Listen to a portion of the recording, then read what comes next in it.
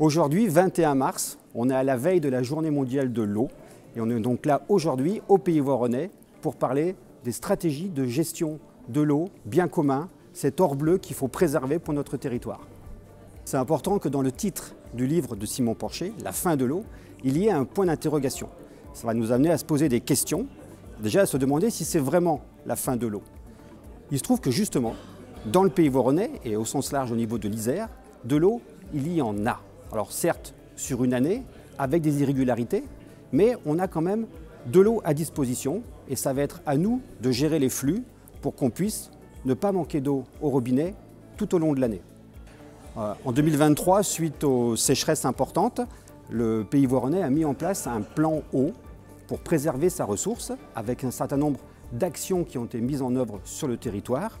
Et on a eu des actions assez classiques, par exemple la recherche des fuites, le renouvellement des canalisations, et puis d'autres approches un peu plus expérimentales, par exemple celles qui concernent les eaux brutes, ces fameuses eaux qui sont perdues, qui retournent au milieu.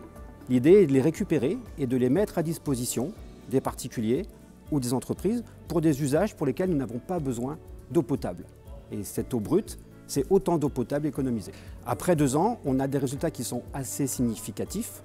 On a en particulier le terme de rendement que l'on utilise. Le rendement, c'est un pourcentage qui exprime la quantité d'eau qui va arriver au robinet du particulier par rapport à ce qui est prélevé dans le milieu.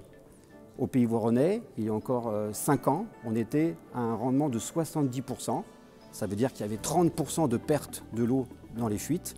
Et aujourd'hui, en 2025, on a atteint et même dépassé les 78%. Donc on a un gain de 8 points de rendement. Pour les années à venir, ce qui est important, c'est qu'on continue les efforts, que ce soit ceux de la collectivité ou bien ceux des particuliers, parce que c'est bien tous ensemble qu'on arrive à avoir des résultats. Et ce qui est important pour moi, c'est qu'on puisse répercuter les bons résultats et les efforts qui sont réalisés par les particuliers sur leur quotidien et en particulier sur le prix de l'eau.